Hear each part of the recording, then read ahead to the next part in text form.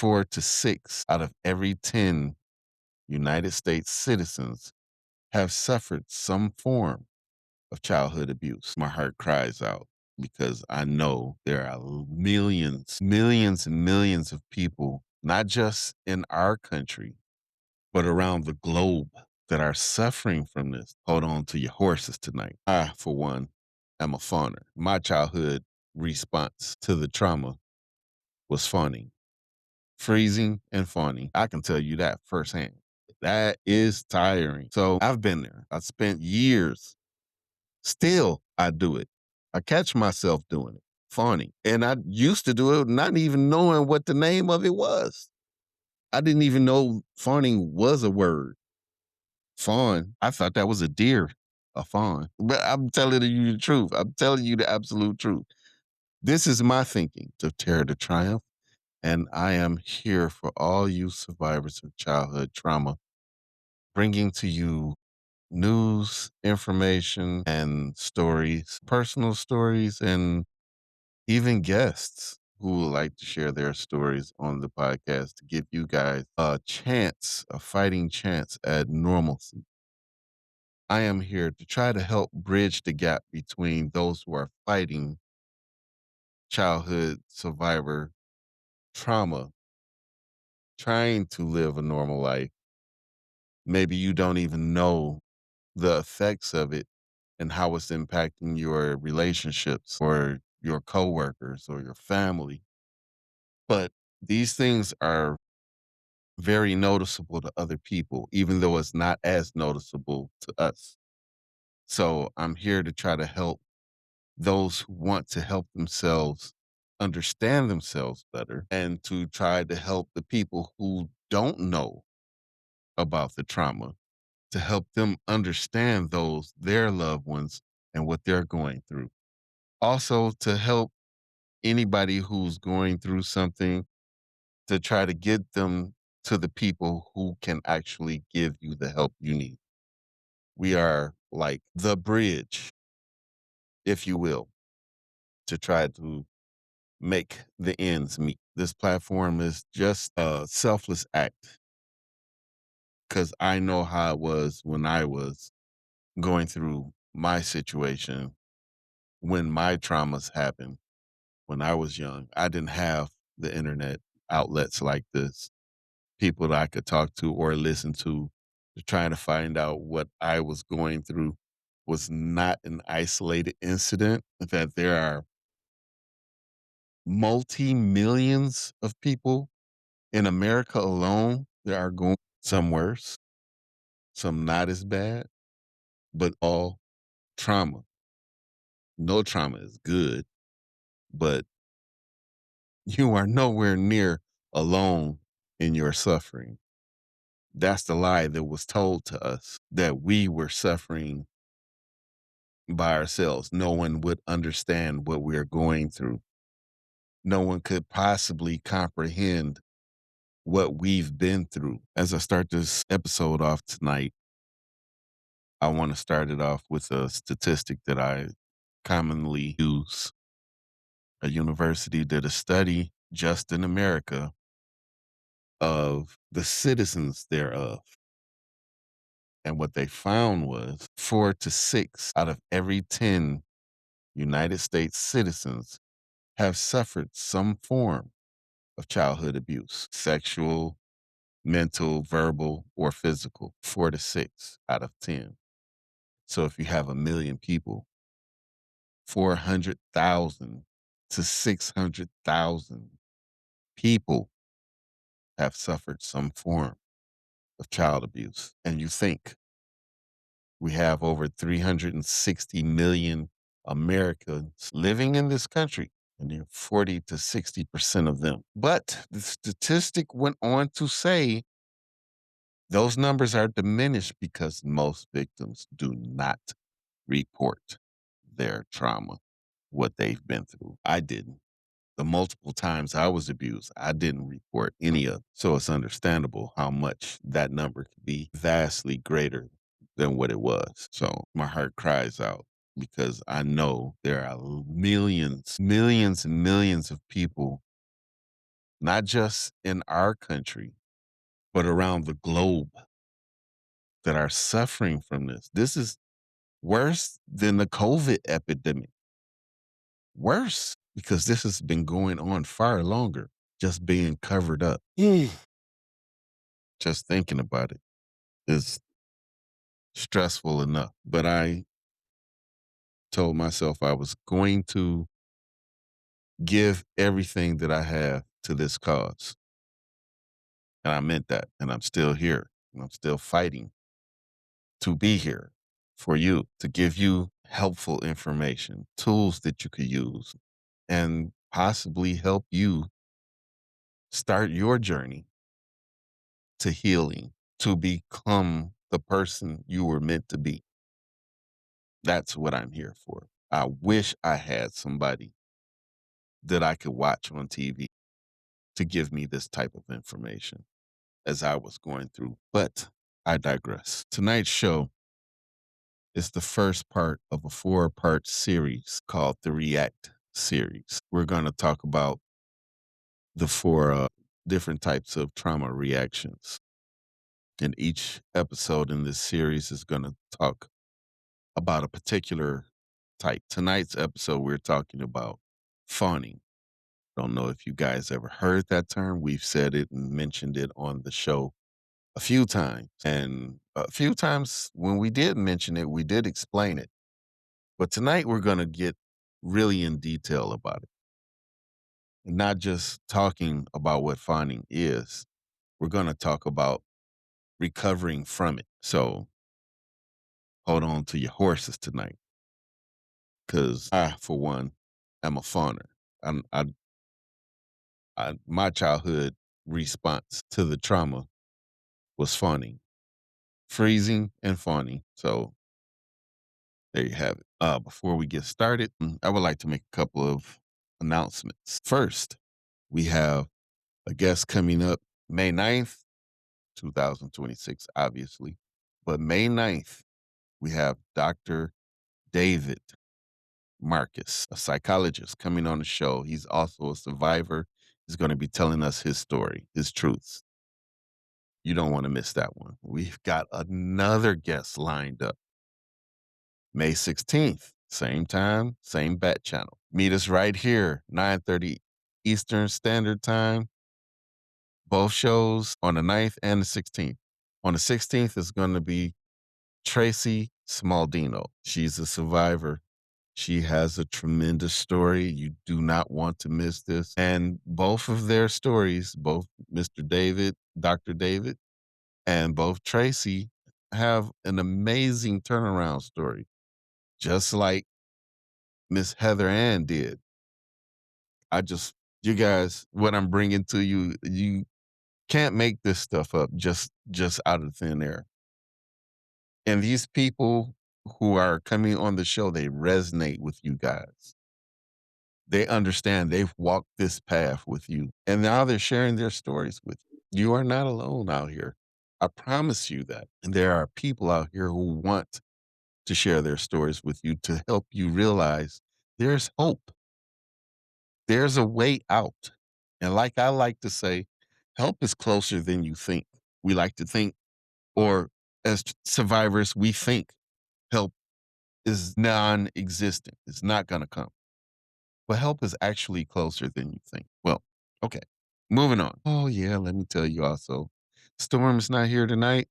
She's had the night off. I gave her the night off. So she won't be with us tonight. So it's just you and me. We're going to rock this one out. All right. That's it for the announcements. I thank you all for coming to the show. Let's get into it. Okay. Let's see. Yeah. We're going to talk about funny, what it looks like, and that understanding that kindness coming from fawning is actually a form of survival. So if you grew up in a chaotic, controlling, or abusive home, you might recognize yourself in this episode.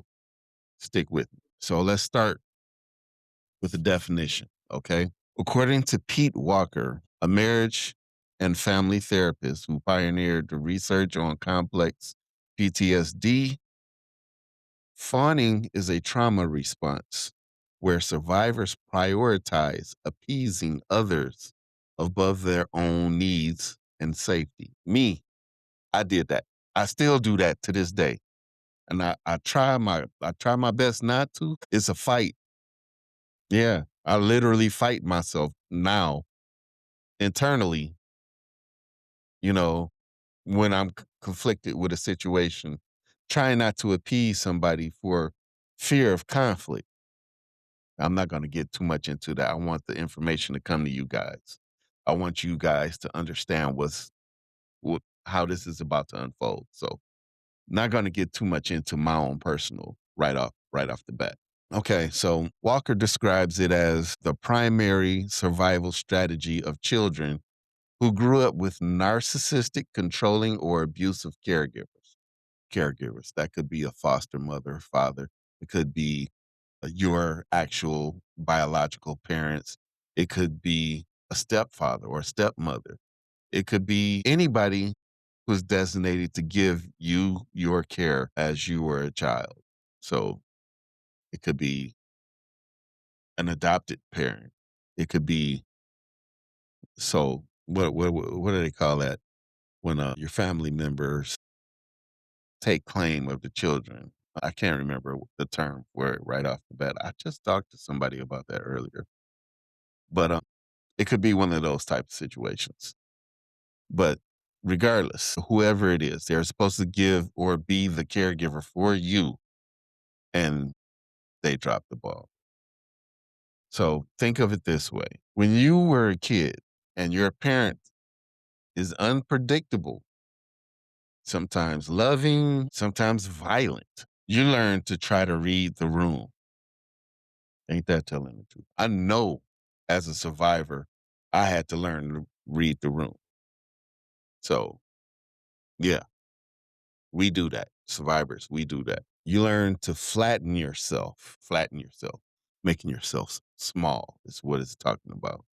You learn to flatten yourself. You become a people pleaser, a peacekeeper, someone who says yes, even when you mean to say no. That's funny. According to research from the CPTSD Foundation, fawning it's not just one sided. It's a nervous system response. Your body learned that appeasement decreases activation, meaning that it kept you safer. Your brain literally wired itself to believe that if I'm nice enough, if I'm small enough, maybe they won't hurt. That's accurate, 100%. I almost wanted to start telling some more about my personal story, but I want to get into this. We got a lot to go through tonight, and I don't want to demean it by telling my person. Well, it wouldn't be demeaning because it's 100% accurate, but I want to give you guys this information before I go off into my personal life, which I am planning on sharing with you. By the way, we're live tonight. This is not pre-recorded. And if you have a comment, if you're on Facebook, YouTube, Twitch, and you want to chime in and say something, you can do that. I'll respond and we can go back and forth. I mean, if that's what you want to do. I'm not trying to force you. I'll never do that. I'll never judge you. I'll never force you. Judgment free zone. This is a safe place here. You'll have no judgment. Not from me, not from anybody on this platform, and it better not be from anybody watching because I don't play that. So, your body learned that appeasement decreased activation, right?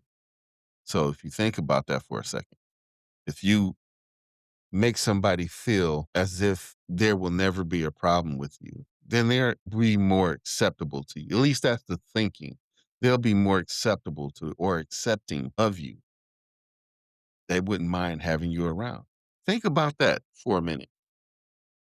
Think about that. I don't think I got hair coming out my eyelash. Think about that for a minute. I mean, who would want somebody that's constantly disagreeing with them around them at all times? We talk about the negative Nancy's, right? You don't want that type of vibe around your atmosphere, around your personal circle. You don't want that in your personal circle. So if you're going to kick out a negative Nancy, then if you got a person that's a yes person that's always around you, then you're not going to feel that negative pressure or that negative vibe on you. You'll be more accepting to that. So it plays into that. Fawning plays definitely into that. Nobody wants somebody they're disagreeable with around them. I mean, people disagree a lot. I mean, not every day, every conversation, but people think differently. So there will be differences of opinion.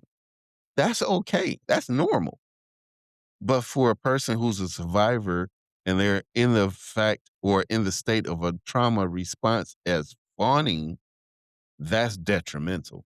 Okay. So let me go forward because I know I can talk a lot. So I'm sorry. Let me give you this information. So here's the thing. What you did worked.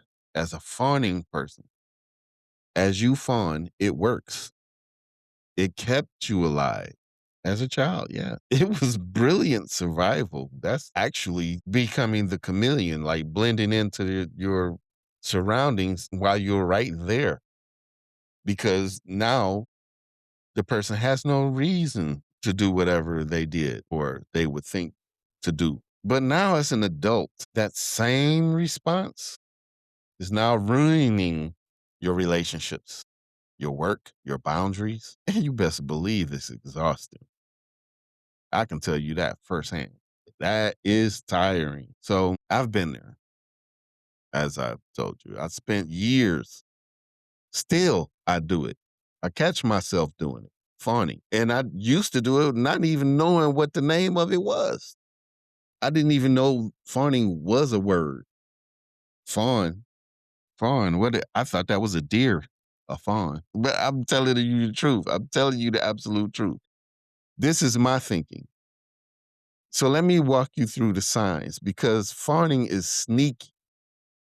It looks like kindness. It feels like generosity, but underneath it's fear. This episode is 100% on track, on point. I mean, all of them are, but it's hit me like, bro, expose. Emotional signs. You feel anxious when someone is upset with you. You get into a situation, you think somebody might be mad at you or something you did, you gonna feel like a tower of anxiety in your body. I ain't gonna lie to you. That's stressful. That's draining because it's a myriad of things that could happen that could cause conflict in the world. Just in the workplace alone, just think about that. Let alone if you out here in the world walking, grocery shopping, clothes shopping, whatever, wherever you mingle with people, you could be going to a fast food restaurant and they get your order wrong. As a fawning person, you don't even want to argue about you paying money, getting something that's messed up. That's not what you wanted. Bro, I'm telling you, that's frustrating. That is frustrating.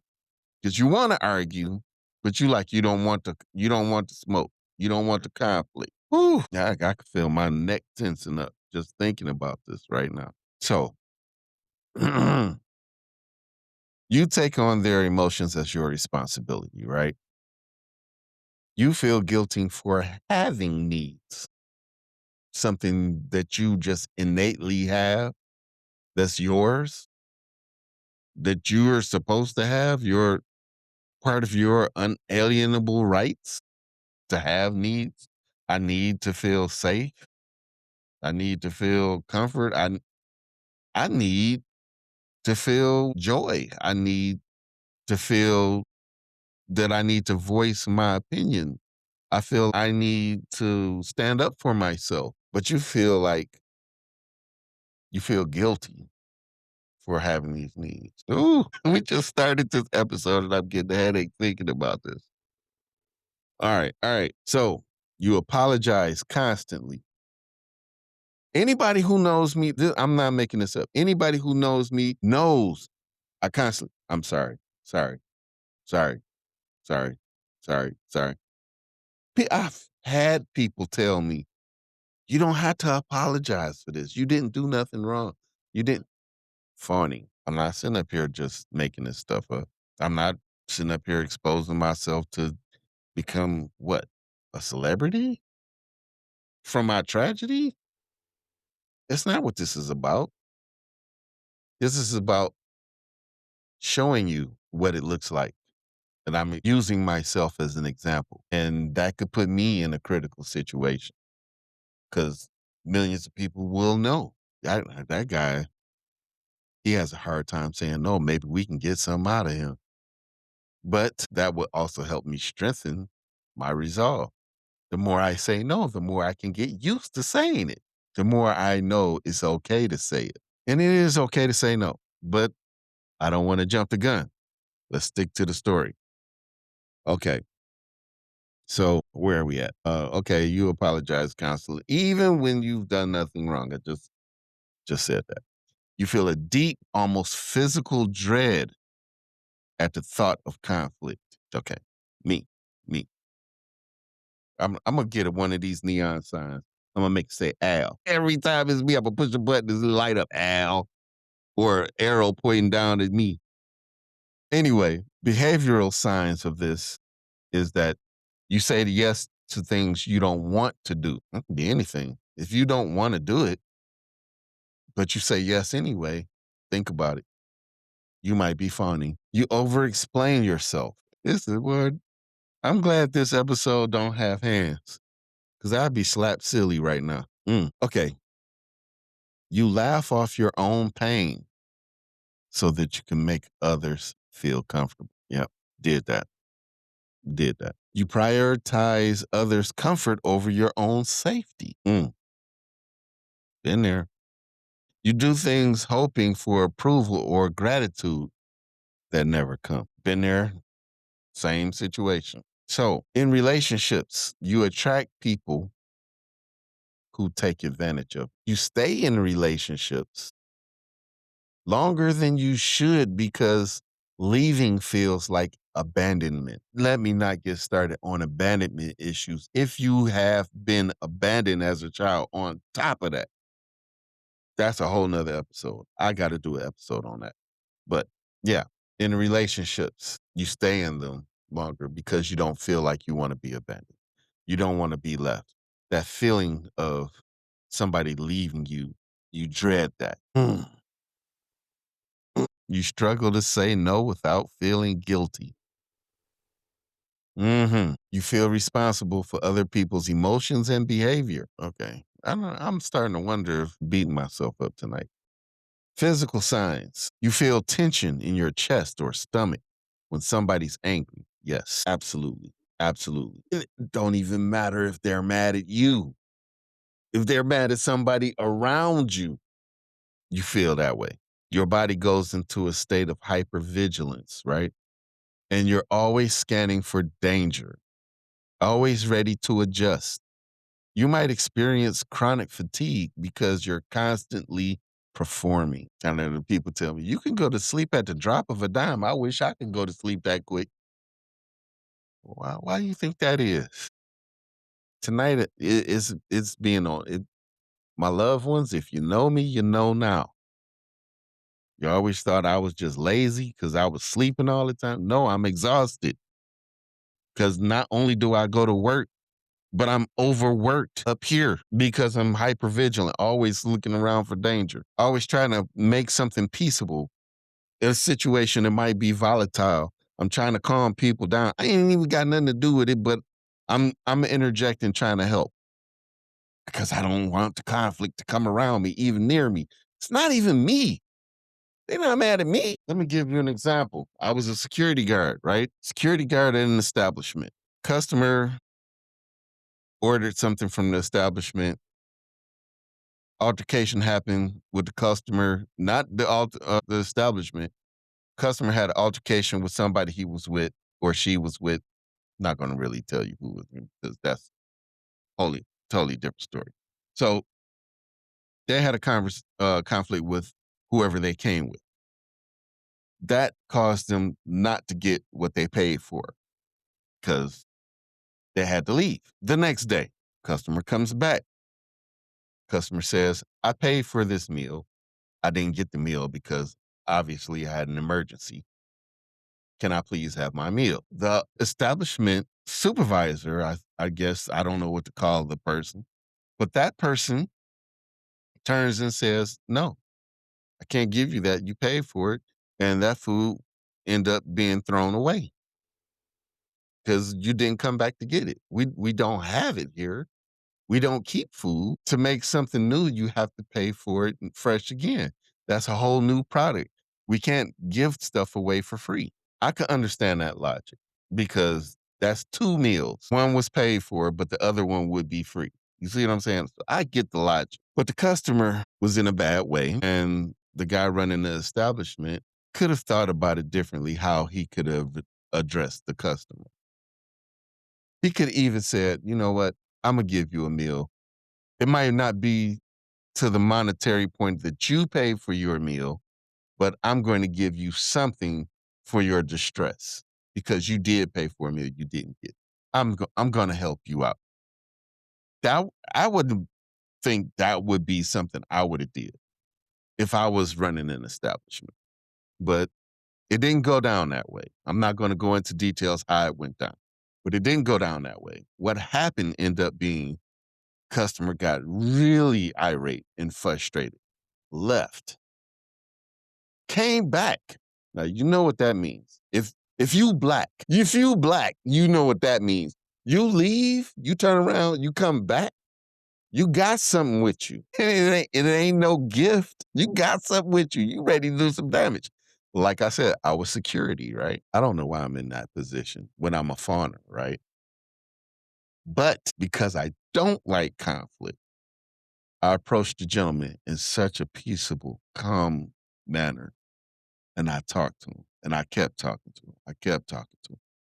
I stopped that man from possibly shooting up the place or a woman from shooting up the place. I possibly stopped somebody from dying because I was fawning so hard. I did not want the conflict. And I basically pleaded with that person not not to do anything, not to do any harm. And I told that person, I said, if you come back the next day, I'll buy you something. I didn't have to do that. It's not my establishment, but I understood. Also, I didn't want to be in the midst of any bloodshed or violence. And so, what if I'd have stood up with a sternness and oh, you can't come back here? I might have been the first one shot. You know, people, we have to think. We have to think. We have to think. Humanity, you have to have a heart. If you don't have a heart out here, you're just going to be met with coldness. And death is very cold. You ever touched a dead body? There's no heat. I'm just saying.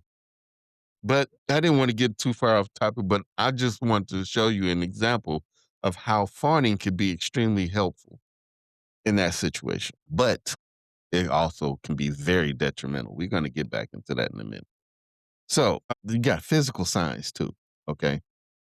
Physical signs, you feel tension in your chest or your stomach when someone is angry. We just talked about that. Your body goes into a state of hypervigilance. We talked about that. You might experience chronic fatigue because you're constantly performing. We talked about that.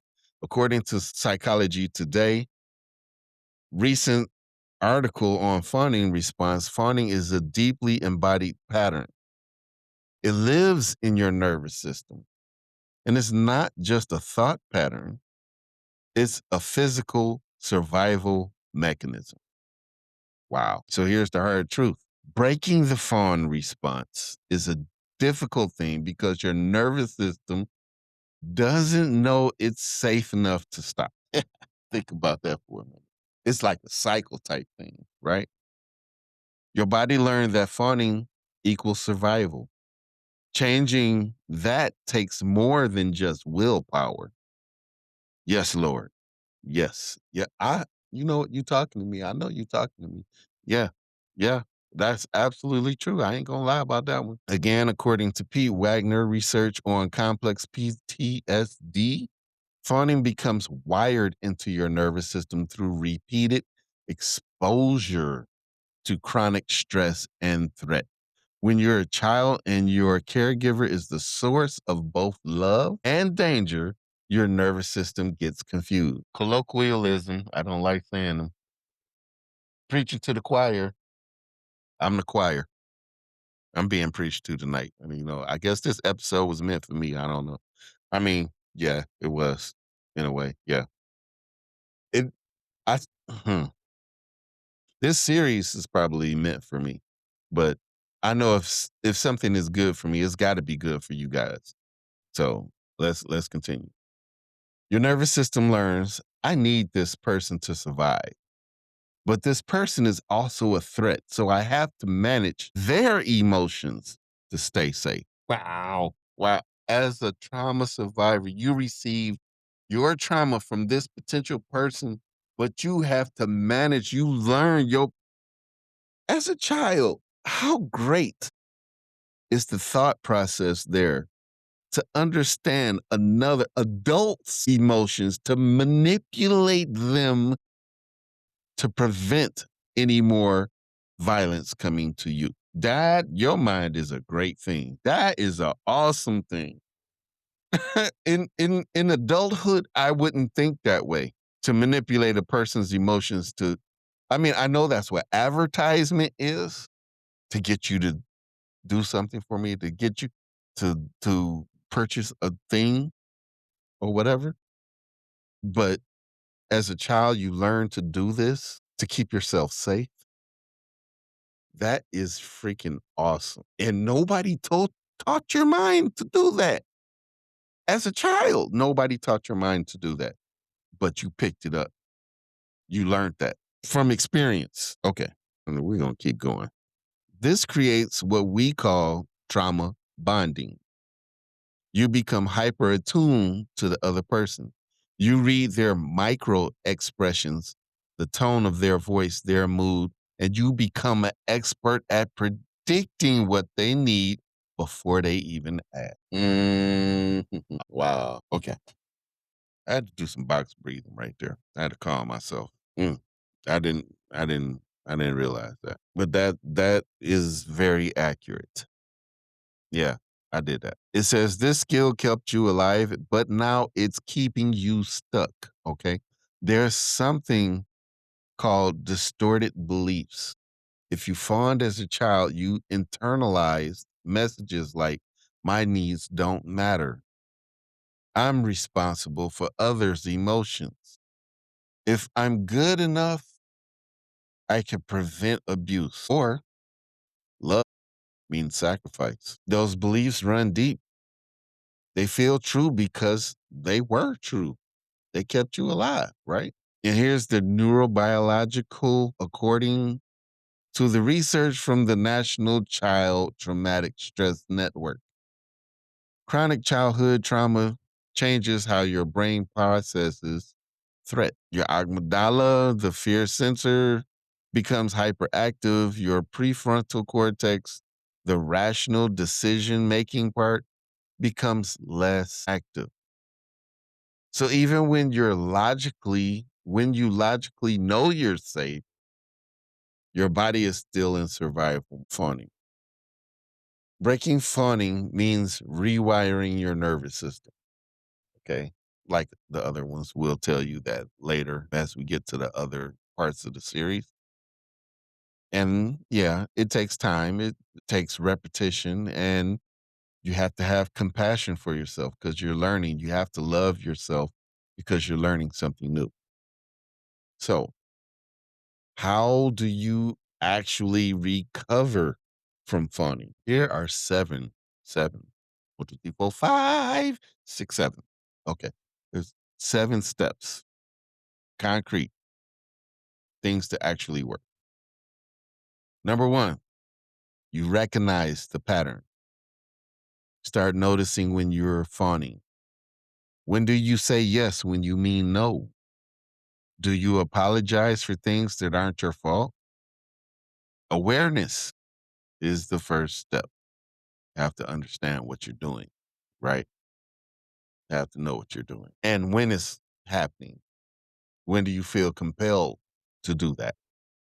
Second, feel the fear underneath. That was almost a tongue twister. Feel the fear underneath. Fawning is fear in disguise. Yes. Yes, it is. When you want to fawn, pause and ask yourself, what am I afraid will happen if I don't? Usually it's abandonment, rejection, or anger. Let yourself feel. Don't run from it. Now that you got the second one, practice saying no. Start small. Say no to something low stakes. Notice the anxiety that you feel. Yeah, that part. Notice that you survive it. It doesn't kill you. Your nervous system needs evidence that saying no doesn't kill you. Number four, set some boundaries. A boundary is not mean. And you have people, I said it before, you'll have people, when you set some boundaries and people try to get you to cross your boundaries and you tell them no, oh, you just being mean. No, you're just being manipulative because you trying to get me to do something I don't want to do. Don't let nobody make you cross your boundary. And it's okay to set a boundary because that's protecting you. So a boundary is not mean. It's not. It's mean to them, it might be because they can't get what they want. And that's very childish if you think about it. It's a little baby say, I want some candy. You might have a piece of gum in your mouth. Hey, let me get some gum. No, you can't have no gum. You about to eat. You being mean. Kid acts that way. So grown adult doing that is not a good look, y'all. I just want to tell you. Just talking for a friend, saying it for a friend. Friend told me to say it. Just saying. So anyway, so once you say something no to something low stakes, and you notice your anxiety, notice you survive it, and you notice the evidence that you're not going to die from saying no, it doesn't kill you, and you set your boundaries and you keep that, and you realize it's really self-preservation, right? When you set a boundary, you're not actually setting the boundary to hurt yourself. You're setting the boundary to protect yourself. It's self-preservation. Okay. According to Pete Walker's work, setting boundaries is essential to breaking the fawn cycle. Start with small, clear statements. I can't do that. That doesn't work for me. You know, I need time to think about that. Number five, you can ground yourself. When your anxiety starts spiking up, use grounding techniques. Feel your feet on the ground. Name five things you see, four you can touch, three you can hear, two you can smell. Pick up my mouth. Smells like electronics. One you can taste.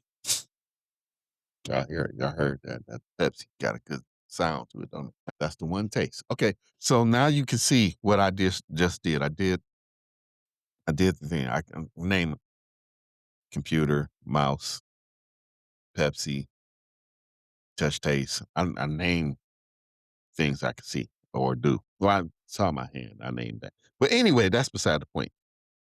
When you actually bring yourself to the present moment, you're actually safe. Your mind says, I'm safe when you do that.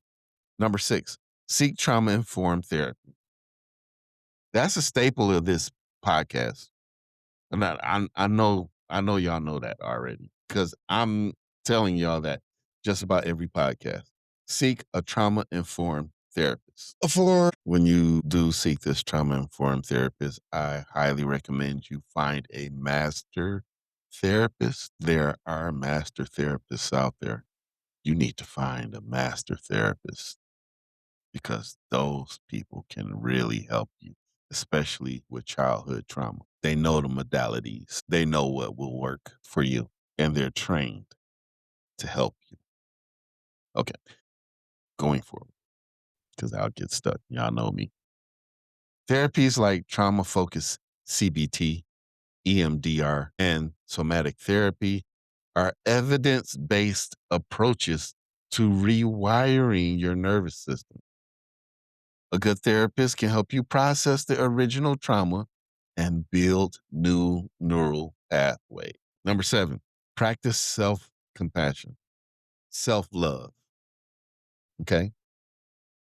You fawned because you had to survive. That was brilliant. That actually was brilliant. Now you're gonna learn a new way. Be gentle with yourself. Be gentle with yourself. Recovery isn't linear. We all know that. I've spoke about that past episodes. So, you have good days, you have bad days. So you definitely have to be easy on yourself as you learn to change your neural pathways. Okay. Recovering from fawning is possible. It takes a lot of time, but your nervous system can learn that you're safe. That's the big thing I want y'all to take away from this. It's possible, very, very possible to change, but it takes the work. You have to put the work in. And you can't be afraid of it taking time. You have to be gentle with yourself because you're going to have ups, you're going to have downs, but you're going to get there. If you keep going, keep doing the work, you will succeed. So don't give up. Your help is closer than you think. Your healing is closer than you think when it comes to that, but it's not linear. You're not gonna have all peaches and cream. You're gonna have moments where you feel like you're going backwards. But if you keep practicing what you're being taught, how to rewrite your neural pathways and things like that, you'll make it. You'll make it. I'm rooting for you. I want you to make it. No, I would go even further to say, I need you to make it. Me, I personally need you to make it. I'm not here for any other reason. I'm here for you. I'm not here for me. I'm not here to hear myself speak. I'm here for you. I'm here for all of you. I want all of you to make it. I want y'all to know that your needs matter and you don't have to disappear to be loved. Now, next week on the React series, I'm going to do these each Wednesday. We're going to dive into the flight response, escape avoidance, and what it means to be on the run from your own life. If you're struggling with fawning, remember you're not broken. Mm-mm. You're stronger. You're very strong. You survived. And now you're on the path to healing. Self care is not selfish, it's the ongoing practice of honoring yourself. And that's what sustains trust. So I got all the information out for you guys. I can give you some personal stuff. Fawning. There are many, many, many, many times that life will present itself to give you reasons to say no. Many, many reasons for you to say no.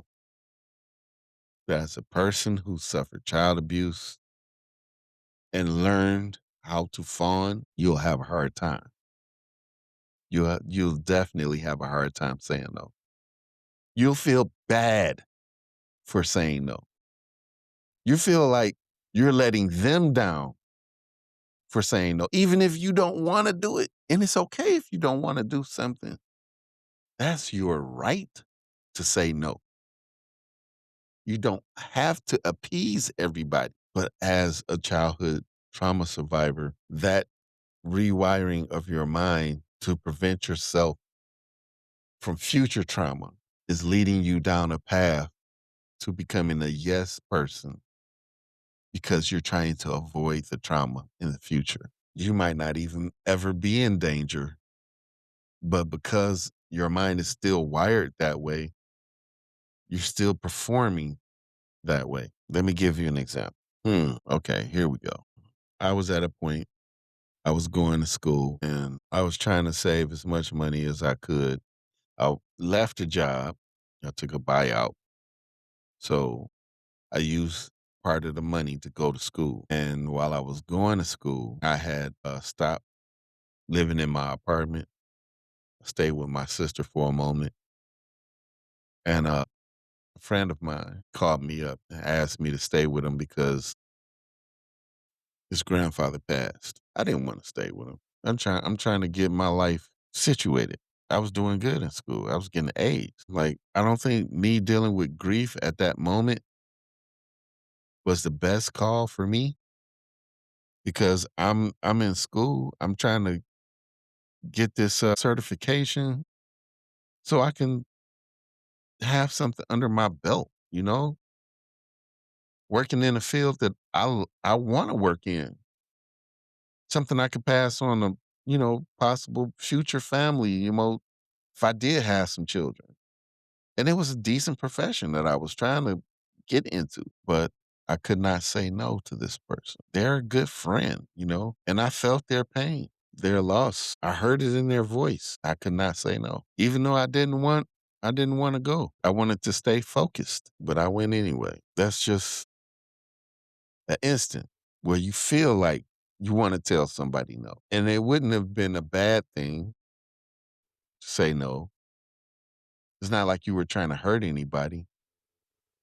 It's not like I was gonna die because I said no, but I said yes, and I went. So that's just one example. One example. I got plenty of examples. You know, like work examples. Somebody asking me to do something I don't want to do. I might say no at first, but then I'll cave in because I know I'm gonna say yes anyway. But I didn't want to make it look like I was just gonna cave in. The fact of the matter is, I didn't want to do that. Period. I did it anyway. Did that help me out in the long run? Did I get a promotion? No, I was just used for that moment. And then, yeah, fawning puts you in positions where you will be used. The other people asking me to buy them stuff, no, cave in, buy them stuff. Friends ask me to buy them clothes, no, I buy them stuff. Women asking me to do things, buy them stuff, no, I buy them stuff. Funny. It keeps you out of conflict, but it creates this thing in you where you begin to kind of hate yourself because it's hard for you to say no and you want to say no and you know it's putting you into a precarious situation with a person that you might not even want to be involved with. So, yeah, it's a bad thing in adulthood. There are a lot of what do you think a scammer is? Scammers are not nice people. They appear to be friendly and everything up front, but they're just using you. They're manipulating you. And you think they wouldn't manipulate a person who's already easily manipulated, easily able to be manipulated?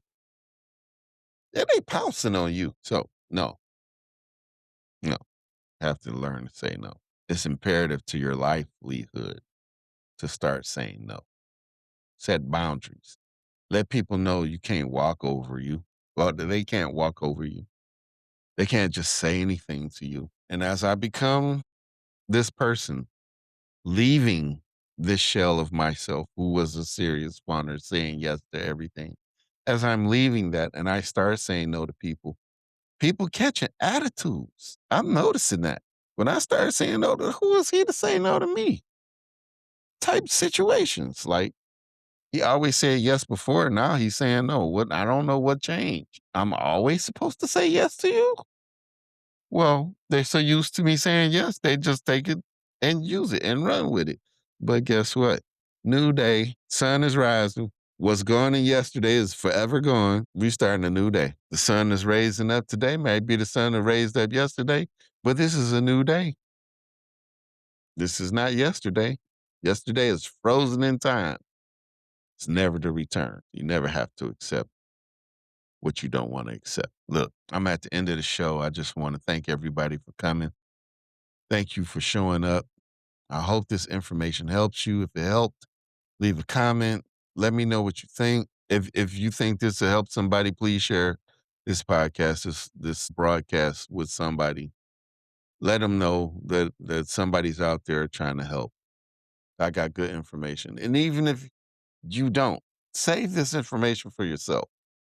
Because eventually, as you learn and grow and you meet new people, you might come across somebody who needs it or somebody's child that needs it. I got a good friend right now that's going through something and attain custody of the child. That's what I was trying to say earlier. I couldn't remember the name or the terminology. But anyway, they're going through something right now. And these things that we talk about on this show can help that person. I just pray to God that they can listen to the show and get some information for the person that they need to share it with. Well, that's pretty much my time for tonight. Remember, we have a special guest coming up on the 9th and on the 16th. I'm going to try to keep bringing more guests, and I have access to more guests to come on to the show. I'm going to be bringing you more people to give you their tremendous stories to tell you guys. There is hope. People are coming out from underneath this veil of darkness, shame, fear, and guilt. You guys can as well. I'm going to try to help you get there. And with that being said, go on over to pelsemporium.com. Check it out, man. It's good merchandise over there. I designed it myself. So if you like it, purchase it. The proceeds from that goes to help fund Terror to Triumph, the podcast, to keep the conversations going. So do that. And if you do like the show, like, share, comment, whatever, but do us both a favor and do that to help to keep this conversations going. Keep telling people. Just keep going around. Hey, you know about this guy running this show called Terror to Triumph? Just spread the word. You don't even have to like, comment if you don't want to, but talk about it. Talking about it can help somebody save somebody's life. This show is about saving lives. I love you all. I wish you all the best of health. Keep your head on the swivel. And remember, help is closer than you think. This is Terror to Triumph. I'm Alfonso Pelt, and I'm so glad you came by today. Y'all have a good night, all right? Love you all.